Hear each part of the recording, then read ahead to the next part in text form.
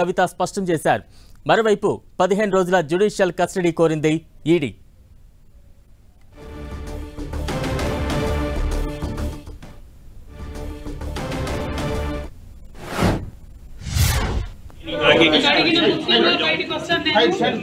టెంపరీగా జైల్లో పెట్టొచ్చు కానీ ఆత్మస్థైర్యాన్ని దెబ్బతీయలేదు. Money laundering case it is a political laundering.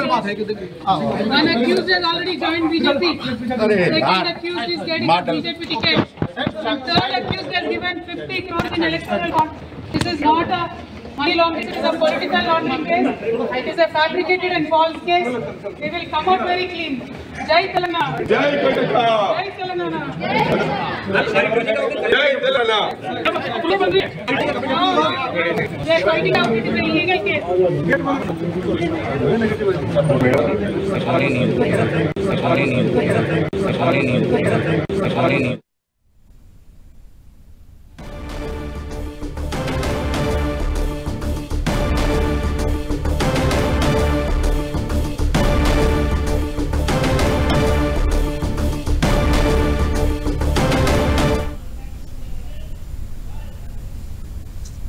జై తెలంగాణ జై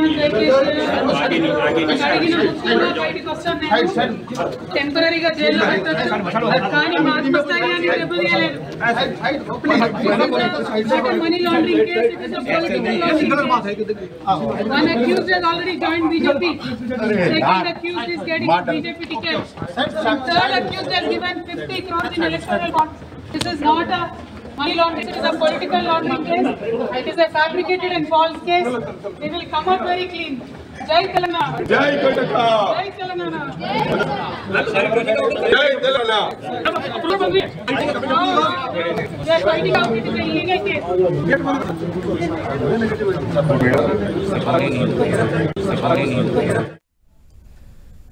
కవిత వ్యాఖ్యలకు సంబంధించి మరింత అప్డేట్స్ మా ఢిల్లీ ప్రతినిధి గోపి సిద్ధంగా ఉన్నారు. గోపి, కవిత మరోసారి సంచలన ఆరోపణలు అయితే చేశారు. ఇది మనీ లాండరింగ్ కేసు కాదు, ఒక పొలిటికల్ లాండరింగ్ కేసు అంటూ కూడా ఆమె చెప్తూనే మరోసారి ఇది ఫ్యాబ్రికేటెడ్ కేసు అంటూ కూడా ఆమె పదే పదే ఆరోపణలు చేస్తున్నారు. ఎలా అర్థం చేసుకోవాలి ఈ వ్యాఖ్యల్ని?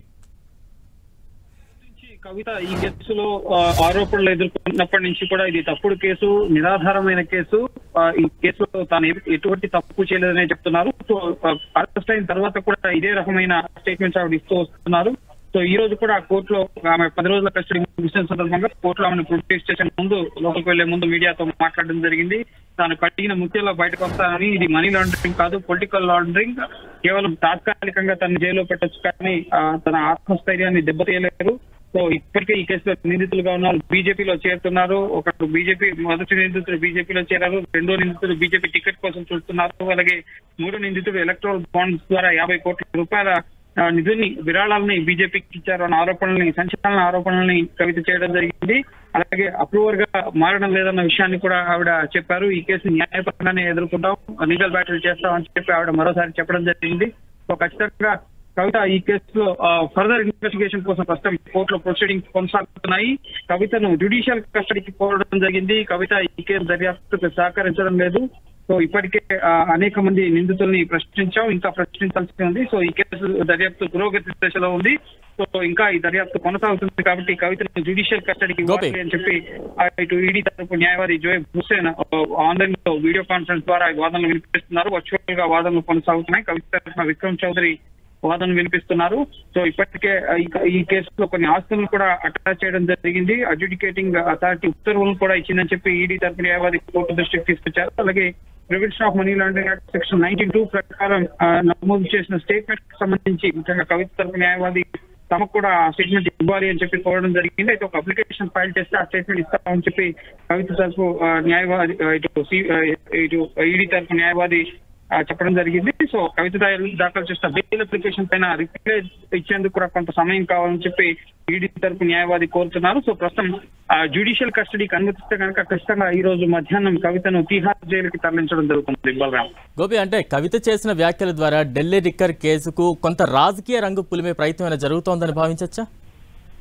ఖచ్చితంగా ఎన్నికల ముందు జరిగిన అరెస్టులు, అలాగే రాజకీయంగా 2 కీలక పార్టీలో ఉన్న నేతలు అరెస్టులకు గురయ్యారు. ఒకటి బీఆర్ఎస్ పార్టీకి సంబంధించి బీఆర్ఎస్ ఎమ్మెల్సీ కవిత, రెండోది ఆమ్ ఆద్మీ పార్టీకి సంబంధించిన జాతీయ కన్వీనర్ అరవింద్ కేజ్రీవాల్. సో ప్రతిపక్షాలను లేకుండా చేసే కుట్ర జరుగుతోంది, ఎన్నికల ముందు ప్రతిపక్షాలను దెబ్బతీసే ప్రయత్నం జరుగుతుంది. సో కవిత కూడా గతసారి ఇటు కోర్టుకు వచ్చిన సందర్భంగా ఎన్నికల కమిషన్ ఈ అరెస్టుల పైన దృష్టి సారించాలి, ఒక లెవెల్ ఫీల్డ్ ప్లేయింగ్ అనేది లేదు ఎలక్షన్స్ లో, ముఖ్యంగా ప్రతిపక్షాలను దెబ్బతీసే కుట్ర జరుగుతోంది అని చెప్పి ఆరోపించడం జరిగింది. సో ఖచ్చితంగా రాజకీయ రంగం అయితే పులుముకుంది. ఇప్పటికే గడిచిన 20 నెలలుగా ఈ కేసు ఇన్వెస్టిగేషన్ జరుగుతోంది. ఎప్పుడైతే కవిత పేరు బయటకు వచ్చిందో సో అప్పటి నుంచి కూడా రాజకీయంగా ముఖ్యంగా ఈ కేసుకు సంబంధించి ఆరోపణలు ప్రత్యారోపణలు కొనసాగుతూనే ఉన్నాయి. కవిత అరెస్ట్ అవుతారు అని చెప్పి బీజేపీ నేతలు గతంలోనే చాలా సార్లు మాట్లాడడం జరిగింది. అసెంబ్లీ ఎన్నికల ముందు జరగవచ్చు అన్నారు, కానీ ఆ విధంగా జరగలేదు. కానీ లోక్సభ ఎలక్షన్స్ ముందు ఈ అరెస్ట్ అనేవి ఖచ్చితంగా రాజకీయంగా అయితే విమర్శలు చేస్తున్నారు. కానీ ఎన్ఫోర్స్మెంట్ డైరెక్టరేట్ వద్ద తమ వద్ద ఆధారాలు ఉన్నాయి, ఆధారాన్ని కోర్టు ముందు ప్రొడ్యూస్ చేస్తున్న సందర్భంగానే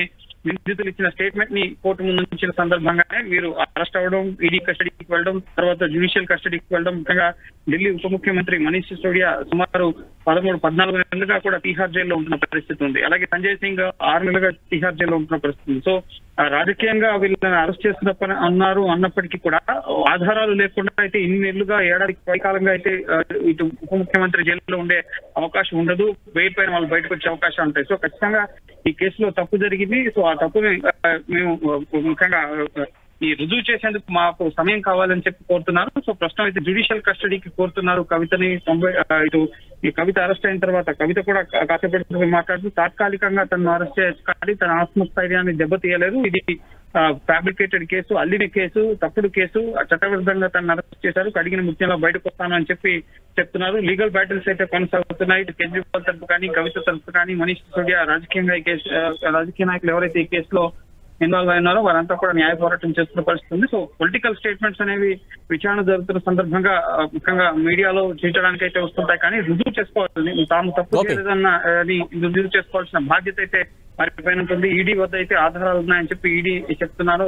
దానికి అనుగుణంగానే ఛార్జ్ షీట్లను ఫైల్ చేస్తున్నారు. అలాగే రిమాండ్ కోర్టులో కూడా కీలక అంశాలని వాళ్ళు పేర్కొంటున్న పరిస్థితి ఉంది. సో ప్రస్తుతం అయితే తిహార్ జైలుకు పంపేందుకు జ్యుడిషియల్ కస్టడీకి 15 రోజుల కస్టడీకి కోరడం జరిగింది. సో ప్రస్తుతం కోర్టు ఒకవేళ ఈడీ అభ్యర్థులను అంగీకరిస్తే కనుక ప్రస్తుతం కోర్టు నుంచే కవితను ఇటు తిహార్ జైలుకి తరలించడం జరుగుతుంది. ఆమె మెడికల్ రిపోర్ట్స్ కూడా ముఖ్యంగా కోర్టుకు సబ్మిట్ చేయడం జరిగింది. ఈ కేసులో ఇంకా అనేక మంది నిందితులను గోపి, కవిత చేసిన వ్యాఖ్యల్లో మరో అతి ముఖ్యమైనది, మొదటి నిందితుడు బీజేపీలో చేరారు, ఇంకో నిందితుడు రెండో నిందితుడు బీజేపీ టికెట్ పొందాడు, మూడో నిందితుడు 50 కోట్ల ఎలక్టోరల్ బాండ్స్ ఇచ్చారు అంటూ కూడా కవిత చేసిన వ్యాఖ్యలు ఇక్కడ ఎలా అర్థం చేసుకోవాలి? మరోవైపు నేను అప్రూవర్ గా మారట్లేదు అంటే తన మీద ఏమైనా అప్రూవర్ గా మారమని ఒత్తిడి ఏమైనా ఉందా? మరోవైపు ఆ ముగ్గురు నిందితులు ఎవరు అనేది ఇక్కడ ప్రశ్నగా ఉంది. ఖచ్చితంగా ఈ ముగ్గురు ఎవరు అనేది ఇప్పుడు రాజకీయంగా ప్రశ్నార్థకంగా ఉంది. ఎవరు బీజేపీలో చేరారు, అలాగే ఈ కేసు ఆరోపణలు ఎదుర్కొంటున్న వ్యక్తులు ముఖ్యంగా ఎవరు టికెట్ ఆశిస్తున్నారు లోక్సభ ఎన్నికలకు సంబంధించి అనేది ప్రస్తుతం చర్చనీయాంశంగా మారింది. కవిత ఎవరిని ఉద్దేశించి వ్యాఖ్యలు చేసింది అనేది అయితే ఎవరి పేరు బయటకు రానప్పటికీ కూడా సో ఖచ్చితంగా ఎలక్టోరల్ బాండ్స్ ద్వారా కొందరు నిందితులు ఇటు బీజేపీకి ఫండ్స్ ఇచ్చారు, ఆ తర్వాతే వాళ్ళు బెయిల్ పైన రిలీజ్ అయ్యారు అన్న ఆరోపణలు కూడా ఉన్నాయి. ఈ కేసు అప్రూవల్ గా కీలక వ్యక్తులు మాగుంట శ్రీనివాస రెడ్డి తన వద్ద ఉన్న సమాచారాన్ని ఈడీకి ఇచ్చారు, ఆయన అరెస్ట్ కాలేదు. అలాగే మాగుంట రాఘవ ఈ కేసులో అప్రూవల్ గా మారి స్టేట్మెంట్ ఇచ్చిన తర్వాతే ఆయన 6 నెలలు 7 నెలలు జైల్లో ఉన్న తర్వాత అప్రూవల్ గా మారిన తర్వాత బెయిల్ పైన బయటకు వచ్చిన పరిస్థితి ఉంది. అలాగే శరత్ చంద్రారెడ్డి కూడా అప్రూవల్ గా మారిన తర్వాతే బయటకు వచ్చిన పరిస్థితి. సో వీళ్ళు ఎలక్టోరల్ బాండ్స్ ద్వారా బీజేపీకి నేరుగా కాకుండా ఎలక్టోరల్ బాండ్స్ ద్వారా విరాళాలు ఇచ్చారన్న ఆరోపణలు కూడా వచ్చాయి. సో కవిత ఎవరిని ఉద్దేశించి ఈ ముగ్గురులో ఎవరిని ఉద్దేశించి ఈ వ్యాఖ్యలు చేశారు, మాగుంట శ్రీనివాసరెడ్డి, శరత్ చంద్రారెడ్డి, అలాగే రాఘవ అన్నది తెలియనప్పటికీ కూడా సో ఈ కేసులో సౌత్ గ్రూప్ కి సంబంధించిన అరెస్ట్ అయిన వ్యక్తుల్లో వీళ్ళలో ముఖ్యంగా మాగుంట రాఘవ అలాగే శరత్ చంద్రారెడ్డి వీరిద్దరే సౌత్ గ్రూప్ నుంచి అరెస్ట్ అయిన వ్యక్తులు. సో వీళ్ళు అప్రూవల్ గా మారారు. సో వీళ్ళని ఉద్దేశించి కవిత ఏమైనా వ్యాఖ్యలు చేశారన్నది మనకి స్పష్టత లేకపోయినప్పటికీ కవిత మాత్రం సంచలన ఆరోపణలు చేశారు. బీజేపీకి వత్తాసు పలికే వాళ్ళకి ముఖ్యంగా కేసుల నుంచి బయటకు వచ్చిన వాళ్ళు రాజకీయంగా లబ్ధి పొందుతున్నారు, వాళ్ళు సేఫ్ గా ఉన్నారు. కానీ ఫ్యాబ్రికేటెడ్ కేసు ఇది ఒక మనీ లాండరింగ్ కేసు కాదు, ఇది ఒక పొలిటికల్ లాండరింగ్ కేసు. ఇది రాజకీయంగా కష్ట సాధించేందుకు ఈ అరెస్ట్ అని చెప్పి ఈ అరెస్ట్ చట్టవిరుద్ధం అంటూ కూడా పేర్కొన్నారు. సో ఎవరు ఆ ముగ్గురు అనేది మనకి తెలియనప్పటికీ పేర్లను ఎవరిని కూడా కవిత ఉద్దేశించి మాట్లాడలేదు. అయితే ఈ కేసులో ఇతరులు ఎవరైనా అరెస్ట్ అయి ఉన్నారంటే కనుక ఆమ్ ఆద్మీ పార్టీకి సంబంధించిన నేతలు వారెవరు కూడా బీజేపీలో చేరలేదు, బీజేపీ టికెట్ కూడా ఆశించని పరిస్థితి. మిగతా వారు లిక్కర్ వ్యాపారంలో ఉన్నవారు సమీర్ మహేంద్ర కానీ అలాగే విజయ్ నాయర్ కానీ లేక ఇటు అమన్దీప్ దల్ ఇటు లిక్కర్ వ్యాపారంలో ఢిల్లీ అలాగే నార్థన్ స్టేట్స్ లో వ్యాపారం చేస్తున్న వాళ్ళు ఉన్నారు. కానీ మిగతా వాళ్ళు కూడా పొలిటికల్ వాదనలు కూడా ముగిసినట్టు తెలుస్తోంది. దానికి సంబంధించిన అప్డేట్స్ ఉన్నాయా? తీర్పుని రిజర్వ్ చేయడం జరిగింది. కవితను జ్యుడిషియల్ కస్టడీకి కోరారు. ప్రస్తుతం judicial custody in the means Tihar జైలుకి కవితను తరలించడం జరుగుతుంది. కాసేపు ఒకవేళ దానికి అంగీకరిస్తే ఈడీ వాదనకు ఏకీభవిస్తూ ఈడీ ఈ రోజు ఏవైతే వాదనలు కోర్టు ముందు ఉంచడం జరిగిందో వాటిని అంగీకరించినట్లయితే కనుక కవితను జ్యుడిషియల్ కస్టడీకి తరలించడం జరుగుతుంది. జ్యుడిషియల్ కస్టడీ అంటే ఇప్పటి వరకు ఇటు సెంట్రల్ ఢిల్లీలోని ఈడీ కేంద్ర కార్యాలయం ప్రవర్తన భవన్ లో కవితను ప్రశ్నించడం జరిగింది. ఇక జ్యుడిషియల్ కస్టడీకి ఇస్తే ఇక్కడ నుంచి నేరుగా కవితను తీహార్ జైలుకి తరలించడం జరుగుతుంది. తీహార్ జైల్లోనే జ్యుడిషియల్ కస్టడీ ఎన్ని రోజులు అనుమతిస్తే అన్ని రోజులు ఆవిడ తీహార్ జైల్లో ఉంటారు. కస్టడీ ముగిసిన తర్వాత మళ్ళీ కోర్టు ముందు ప్రొడ్యూస్ చేయడం జరుగుతుంది. ఒకవేళ మళ్ళీ జ్యుడిషియల్ కస్టడీ ఎక్స్టెండ్ చేయాలి, కవిత బెయిల్ పిటిషన్ సంబంధించి ఒకవేళ బెయిల్ ఇచ్చే సందర్భంగా బెయిల్ ని వ్యతిరేకిస్తారా, ఏం చేస్తారు? ముఖ్యంగా కవిత బెయిల్ పిటిషన్ పై సమాధానం ఇచ్చేందుకు కూడా సమయం కావాలని చెప్పి ఇటు ఈడీ తరఫు న్యాయవాదులు ఈ రోజు కోరారు. సో నెక్స్ట్ బెయిల్ పిటిషన్ సందర్భంగా ఒకవేళ కవిత బయటకు వస్తే ఎవిడెన్స్ ట్రాన్స్ఫర్ చేసే అవకాశాలను వాదనలు తెప్పిస్తారని మనం ఇప్పుడే చెప్పలేము. కానీ ఖచ్చితంగా జ్యుడిషియల్ కస్టడీకి తరలిస్తే మాత్రం కవిత ఈ మధ్యాహ్నం తర్వాత తీహార్ జైలుకి కవితను తరలించడం జరుగుతుంది. అంటే గోపి జ్యుడిషియల్ కస్టడీకి ఒకవేళ ఇస్తే నెక్స్ట్ ఎటువంటి స్టెప్స్ ఉంటాయి కవిత విషయంలో? ఈ కేసుకు సంబంధించి ఫర్దర్ ఇన్వెస్టిగేషన్ కొనసాగుతూ ఉంటుంది. ఇప్పటికే ఢిల్లీ సీఎం అరవింద్ కేజ్రీవాల్ అరెస్ట్ అయ్యారు. సో కేజ్రీవాల్ ని ఇన్వెస్టిగేషన్ చేస్తున్నారు ఈడీ కస్టడీలో. సో కవితను జ్యుడిషియల్ కస్టడీకి తరలించిన తర్వాత కవితకు సంబంధించి ఇంకా కవిత ఈ 10 రోజుల కస్టడీలో ఎటువంటి విషయాలు వెల్లడించారు, ఆ విషయాలకు అనుగుణంగా ముఖ్యంగా కవితకు సంబంధించిన వ్యాపార లావాదేవీలపైన దృష్టి సారించారు. అలాగే శ్రీ చరణ్ కొత్త పేరు వెలుగులోకి వచ్చింది. సో అతని ద్వారా ముఖ్యంగా సమీర్ మహేంద్రకి కవితకు మధ్య ఆయన ఆర్థిక లావాదేవీలు నడిపారన్న ఆరోపణలు ఈడీ చేసింది. కాబట్టి ఆయన నివాసం ఇప్పటికే సోదాలు చేశారు. కానీ ఆయన అబ్స్కాండ్ లో ఉన్నారు. సో ఆయనకు నోటీసులు ఇచ్చినా ఆయన స్పందించిన పరిస్థితి ఉంది. సో నెక్స్ట్ శ్రీ చరణ్ ని కూడా అదుపులోకి తీసుకుని విచారిస్తారా? నెక్స్ట్ ఇంకే కోణాల్లో కవిత యొక్క మొబైల్ డేటా ఆధారంగా ఈ కేసు దర్యాప్తును ముందుకు కొనసాగించవచ్చు. ఇప్పటి వరకు సెక్షన్ 19(2) ప్రకారం నమోదు చేసిన వాంగ్మూలాల ఆధారంగా నెక్స్ట్ ఫర్దర్ ఇన్వెస్టిగేషన్ ని ముందుకు తీసుకెళ్లే అవకాశం ఉంది. ఇప్పటి వరకు ఈడీ కస్టడీలో కవిత వెల్లడించిన అంశాల ఆధారంగా, ఇతర నిందితులు ఇచ్చిన సమాచారం ఆధారంగా, అలాగే ఇప్పుడు కేజ్రీవాల్ ఇవ్వబోతున్న సమాచారం ఆధారంగా కూడా ఈ రోజు కవితను కేజ్రీవాల్ ని కలిపి ప్రశ్నించారా అన్న విషయాలు కూడా ఈ రోజు స్పష్టంగా కోర్టులో చెప్పని పరిస్థితి ఉంది. సో ఖచ్చితంగా ఈ కేసు ఫర్దర్ ఇన్వెస్టిగేషన్ కోసం ప్రస్తుతం జ్యుడిషియల్ కస్టడీకి తరలించిన తర్వాత ఇక కవితకు సంబంధించిన బ్యాక్ ఎండ్ లో ఈ కేసుకు సంబంధించి నేరుగా కవితను ప్రశ్నించకుండా కవిత ఇచ్చిన సమాచారం ఆధారంగా లేక వాళ్ళ వద్ద ఉన్న ఇతర అడిషనల్ సమాచారం ఆధారంగా ఈ కేసు ఇన్వెస్టిగేషన్ అనేది ముందుకు సాగుతూ ఉంటుంది.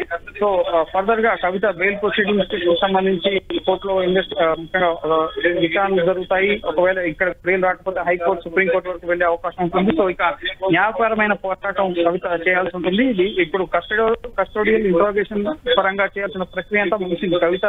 కవితను ప్రశ్నించడం కానీ, కవిత సమాధానాలు ఇవ్వడం, కవిత వాంగ్మూలాన్ని రికార్డ్ చేయడం ఇవన్నీ కూడా ముగిశాయి. నెక్స్ట్ ఇక ఫర్దర్ గా ఇంకా కవిత సహకరించడం లేదు, కవిత ఏమాత్రం వివరాలు వెల్లడించడం లేదని భావించినప్పుడు ఇప్పుడు జ్యుడిషియల్ కస్టడీకి 14 రోజుల సమయం ఉన్నప్పటికీ కూడా 10 రోజులకే జ్యుడిషియల్ రిమాండ్ ని కోరడం జరిగింది. సో జ్యుడిషియల్ కస్టడీకి ఇచ్చిన తర్వాత నెక్స్ట్ ఫర్దర్ గా ఈ కేసులో కవిత పాత్రకు సంబంధించి ఈడీ వద్ద ఉన్న ఆధారాలు, ఇతర నిందితులు ఇచ్చిన వాంగ్మూలాల ఆధారంగానే ఈ కేసు ఇన్వెస్టిగేషన్ ముందుకు తీసుకెళ్లడం జరుగుతుంది. అలాగే ఇంకా కేజ్రీవాల్ ఆ కస్టడీలో ఉన్నారు కాబట్టి సో నెక్స్ట్ ఇక్కడతో ఈడీతోనే అయిపోతుందా అని కూడా మనం చెప్పలేము. ఎందుకంటే ఈ కేసులో సిబిఐ కూడా ఇన్వాల్వ్మెంట్ ఉంది కాబట్టి సో నెక్స్ట్ ఈడీ కవిత జ్యుడిషియల్ కస్టడీలో ఉన్న సందర్భంగానే కవితను సిబిఐ కూడా అదుపులోకి తీసుకుంటుందా, నెక్స్ట్ సిబిఐ కూడా తమ కస్టడీలోకి తీసుకుని ప్రశ్నిస్తుందా, సో ఏం జరగబోతుంది అన్నది మనం వెయిట్ చేయాల్సి ఉంటుంది. కానీ ఫర్దర్ గా న్యాయపరమైన పోరాటమే ఇక కవిత చేయాల్సి ఉంటుంది. బెయిల్ పిటిషన్ మూవ్ చేసుకోవడం కానీ, ఇక్కడ ట్రయల్ కోర్టులో బెయిల్ పై పోరాటం, నెక్స్ట్ ఇక్కడ ఊరట లభించకపోతే హైకోర్టు, సుప్రీంకోర్టు వరకు కూడా వెళ్లే అవకాశాలు కనిపిస్తున్నాయి. సో ఖచ్చితంగా ఇకపై కేవలం న్యాయపరమైన అవకాశాలు మాత్రమే కవితకు ఉన్నాయని చెప్పాల్సి ఉంటుంది. అలాగే ఈడీ కూడా నెక్స్ట్ ఈ ఇన్వెస్టిగేషన్ లో వెల్లడయ్యే విషయాల ఆధారంగా ఇప్పటికే తమ వద్దున్న ఆధారాలు, అలాగే శ్రీశారాన్ని ఒకవేళ అరెస్ట్ చేసి ఆయన ప్రశ్నిస్తే ఆయన ఇచ్చే ఆధారాలు, అలాగే కేజ్రీవాల్ వెల్లడించిన వాంగ్మూలాల ఆధారంగా ఈ కేసుని ఫర్దర్ గా ముందుకు తీసుకెళ్లే అవకాశం కనిపిస్తుంది. అలాగే ఇప్పుడు అరెస్ట్ చేసిన 90 రోజుల్లోపు అంటే మార్చి 15న అరెస్ట్ చేశారు. సో జూన్ 15వ తేదీలోపు కవిత పైన ఛార్జ్ షీట్ ఫైల్ చేయాల్సి ఉంటుంది. సో ఛార్జ్ షీట్ నమోదు చేసిన తర్వాత పైన ఏమేమి అభియోగాలు మోపారో ఆమె పాత్ర ఏంటి అన్నిటి కూడా ఛార్జ్ షీట్ లో మెన్షన్ చేయడం జరుగుతుంది. అప్పటి వరకు కూడా కవితకు ఒకవేళ పైకోర్టులో కనుక బెయిల్ లభిస్తే కనుక ఆవిడ విడుదలై బయటకు రావడం జరుగుతుంది. లేదన్నట్లయితే కనుక సిసోడియా తరహాలో సుదీర్ఘంగా ఈ కేసు విచారణ ముగిసేంత వరకు, దర్యాప్తు ముగిసేంత వరకు కూడా కవిత జైల్లోనే ఉండాల్సిన పరిస్థితి ఏర్పడుతుంది. గోపి, అంటే బెయిల్ పిటిషన్కి సంబంధించి కోర్టులో ఎటువంటి వాదోపవాదాలు కొనసాగాయి? కవిత తరపు న్యాయవాదులు ఎటువంటి అంశాలు అక్కడ ప్రస్తావించారు? ఈడీ తరపు న్యాయవాదులు ఎటువంటి అంశాలు కోర్టు దృష్టికి పెట్టారు? ఈ రోజు బెయిల్ పిటిషన్ పైన ఎటువంటి వాదనలు కూడా జరగలేదు. బెయిల్ అప్లికేషన్ మూవ్ చేశారు 23వ తేదీన, కానీ దానికి సంబంధించి ఎటువంటి నోటీసులు కూడా తమకు అందలేదు. సో ఈడీకి సంబంధించి ప్రధానంగా ఈడీ తరపు న్యాయవాది జోయబ్ హుస్సేన్ మాకు కవిత బెయిల్ పిటిషన్ పైన స్పందన తెలిపేందుకు సమయం కావాలని చెప్పి మాత్రమే కోరడం జరిగింది. సో తదుపరి కవిత బెయిల్ పిటిషన్ ఎప్పుడు మిస్ అవుతుంది అనేది కూడా మరి కాసేపట్లో స్పష్టత రాబోతుంది. ఇప్పటి వరకు కవిత బెయిల్ పిటిషన్ కి సంబంధించి మీరేమనుకుంటున్నారు? ఈడీ వైఖరి బెయిల్ పిటిషన్ వ్యతిరేకిస్తున్నారా లేక ఏంటి అనేది వాళ్ళు వివరణ ఇవ్వలేదు కాబట్టి సో నెక్స్ట్ హీరింగ్ ముఖ్యంగా కవిత బెయిల్ పిటిషన్ సంబంధించి తమ రిప్లై ఫైల్ చేసేందుకు సమయం కావాలని చెప్పి మాత్రమే ఈడీకి సంబంధించిన న్యాయవాదులు ముఖ్యంగా కోర్టు దృష్టికి తీసుకురావడం జరిగింది. సో ఫర్దర్ గా ఈడీకి నోటీస్ ఇచ్చే అవకాశం ఉంది. బెయిల్ పిటిషన్ కి సంబంధించి మీరేమంటారు? మీ వైఖరి ఏంటి? కవిత బెయిల్ కోరుతున్నారు, ఈడీ కస్టడీ అవసరం లేదు, జ్యుడిషియల్ కస్టడీ అవసరం లేదన్నారు, మీరేమంటున్నారు అని చెప్పి ఈడీని ఇటు రౌజ్ అవెన్యూ కోర్టు వివరణ కోరే అవకాశం ఉంది. తదుపరి విచారణలోపు ఈడీ తమ రిప్లైని ఫైల్ చేయాల్సి ఉంటుంది. తదుపరి ట్రయల్ కోర్టులో కవిత బెయిల్ పైన వాదనలు కొనసాగబోతున్నాయి. గోపి, అంటే కవిత ఈడీ విచారణకు ఎంతవరకు సహకరిస్తున్నారు?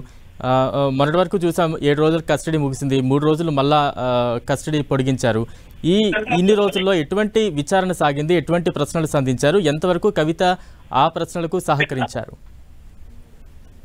కవిత ఇప్పటి వరకు ఇన్వెస్టిగేషన్ లో సహకరించలేదు అన్న విషయాలను మాత్రమే కోర్టు దృష్టికి ఈడీ అధికారులు తీసుకెళ్లడం జరిగింది. ముఖ్యంగా మొదటిసారి 7 రోజుల కస్టడీకి ఇచ్చినప్పుడు 5 రోజులు ఆమెను ప్రశ్నించడం జరిగింది. ఆ తర్వాత ముఖ్యంగా 3 రోజుల కస్టడీలో ఆమె విచారణకు సహకరించదు. Prevention of money laundering act section 92 ప్రకారం ఆమె ప్రశ్నించడం జరిగింది అని చెప్పి ఇటు ఈడీ అధికారులు చెప్పారు. సో ఖచ్చితంగా రిమాండ్ రిపోర్ట్ మరి కాసేపట్లో మనకు వచ్చే అవకాశం ఉంది. దాని ఆధారంగా ఈ తదుపరి 3 రోజుల ఇన్వెస్టిగేషన్, మొత్తం ఓవరాల్ గా 10 రోజుల ఇన్వెస్టిగేషన్ లో కవిత ఏ అంశాలపై ప్రశ్నించారు, అలాగే కవిత ఎటువంటి సమాధానాలు చెప్పింది, ఎవరెవరితో నిందితులతో కలిపి ప్రశ్నించారు, ఫర్దర్ గా ఈ కేసు ఇన్వెస్టిగేషన్ కోసం కవితను జ్యుడిషియల్ కస్టడీకి ఇవ్వాలని చెప్పి కోరుతున్నారు కాబట్టి సో ఆ వివరాలతో కొన్ని అప్లికేషన్ మనకి వచ్చే అవకాశం ఉంది.